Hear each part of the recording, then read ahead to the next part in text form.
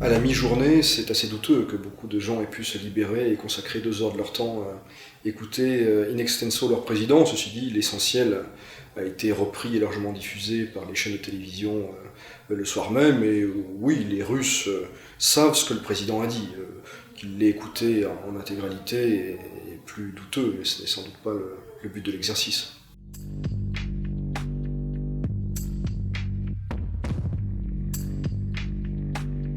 Le débat démocratique en Russie est en lambeaux, si j'ose dire. Et la culture politique aujourd'hui en Russie a fait un bond en arrière par rapport à ce qu'elle était il y a 30 ans ou 25 ans. Et la culture du débat a pratiquement disparu, débat au sens où on l'entend, un débat policé, un débat d'idées. On est effectivement soit dans l'absence de débat, soit dans un débat qui privilégie l'invective, l'insulte, et qui évite le fond, et qui, soit dit en passant, discrédite l'idée même de débat politique et de politique. C'est ce qu'on a vu ces derniers jours, et en particulier l'incident auquel vous faites référence, sont de ce point de vue-là un aboutissement d'une déliquescence de la vie politique qui se traduit aussi par la déliquescence du débat politique public.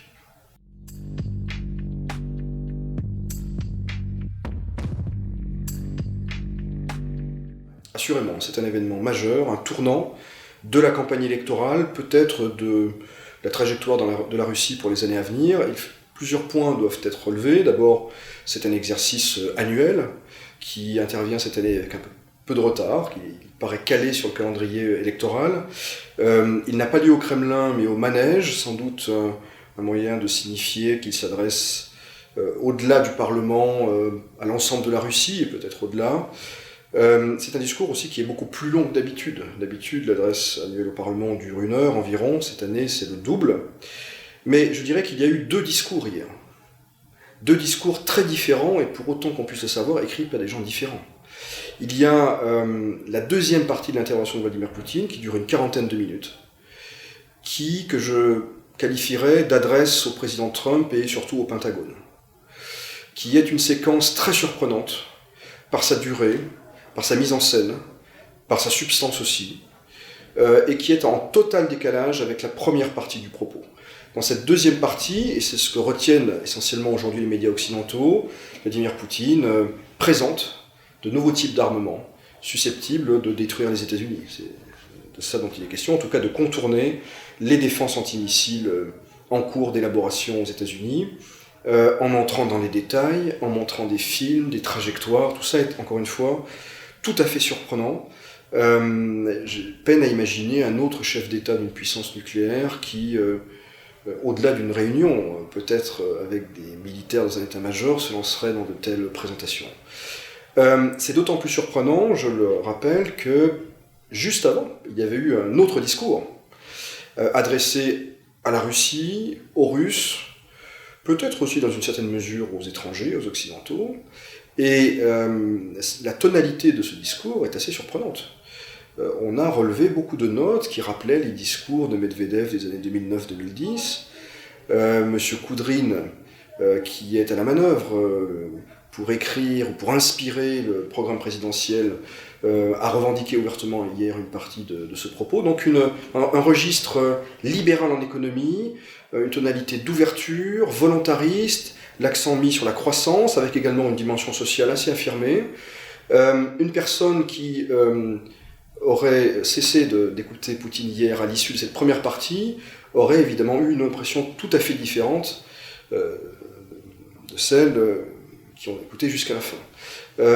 Donc une première partie réformatrice, volontariste, libérale, qui rappelle encore une fois les années Medvedev ou parfois le Poutine des premières années. Et donc on peut dire, en tout cas d'un point de vue français, européen, quelque chose d'assez encourageant, surtout au vu de ce qu'on a vécu ces dernières années. Et une deuxième partie de discours qui peut-être ne réfute pas, mais en tout cas qui donne une impression tout à fait différente, qui prépare les esprits à une confrontation durable avec les États-Unis, que la Russie dit ne pas chercher. La Russie estime être en réaction à une politique américaine de démantèlement des traités de désarmement, de contre-désarmement, etc. Mais l'impression qui prévaut, c'est celle d'une Russie qui se prépare à un choc majeur, peut-être nucléaire. Il y a beaucoup de questions qui se posent aujourd'hui. Pourquoi un tel discours, une telle deuxième partie de discours hier? Pourquoi dans ce cadre-là? Qu'est-ce qui provoque et qu'est-ce qu'a voulu dire Poutine? L'explication la plus rationnelle, c'est que c'est une forme de réponse à la nouvelle posture nucléaire américaine qui manifestement inquiète beaucoup en Russie. Je comparerais volontiers ce discours au discours de Munich de 2007. Je pense que c'est un discours qui aura la même portée, qu'il faut prendre sans doute plus au sérieux que le premier. Le premier, on avait un peu tardé, je pense, à prendre la mesure de ce que ça voulait dire en termes de rupture en politique étrangère. Là, je pense qu'on est dans une rupture possible, en tout cas, des grands équilibres militaires, du comportement des uns et des autres. Le discours de Munich était un discours général, un réquisitoire contre une approche unilatérale de l'administration Bush en politique étrangère. Là, on est dans un domaine beaucoup plus étroit, pointu et dangereux. On part du nucléaire militaire, du contrôle des armements. Je crois qu'il faut prendre très au sérieux le discours de Vladimir Poutine. C'est un signal, c'est une mise en garde, c'est peut-être aussi un appel à relancer des négociations sérieuses sur, par exemple, la prorogation du traité START 3.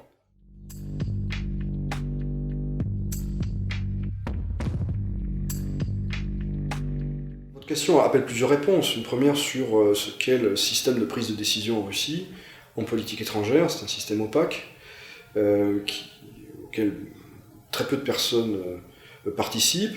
Et il y a aussi une forme de constance chez Vladimir Poutine, c'est la surprise, l'effet de surprise. Poutine aime surprendre dans tous les domaines, en termes de nomination, de discours, de posture. Ceci dit, il faut faire la part des choses. Ce n'est pas une déclaration de guerre à l'Occident dans son ensemble. Et je crois que l'interprétation, l'analyse selon laquelle, avec l'Europe au sens large, les choses sont plutôt en train de s'améliorer, cette analyse me semble toujours valable. En tout cas, côté russe et côté européen, il y a une volonté qui s'exprime de façon différente. Les gens n'ont évidemment pas la même vision ni le même vécu, mais il y a toujours cette volonté d'essayer de sortir de cette impasse née de la crise ukrainienne.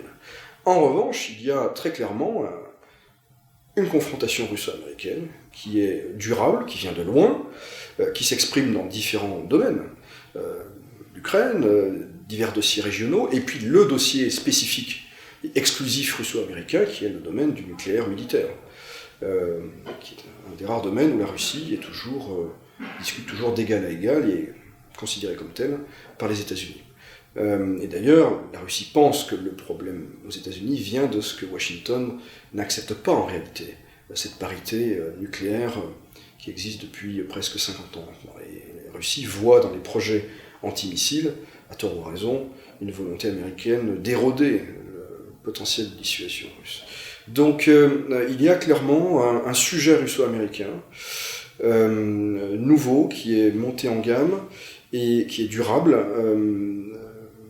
avec évidemment un risque militaire, puisqu'on touche à des sujets très sensibles, un risque aussi que évidemment ça dégénère, et que on l'a vu récemment, des accrochages ou des bavures, par exemple en Syrie, ou peut-être demain en Ukraine, entre militaires russes et américains, dans ce contexte extrêmement tendu, aboutissent à peut-être pas une guerre nucléaire, je crois que personne ne le souhaite, mais en tout cas à des scénarios que l'on pensait évacuer depuis longtemps et à jamais.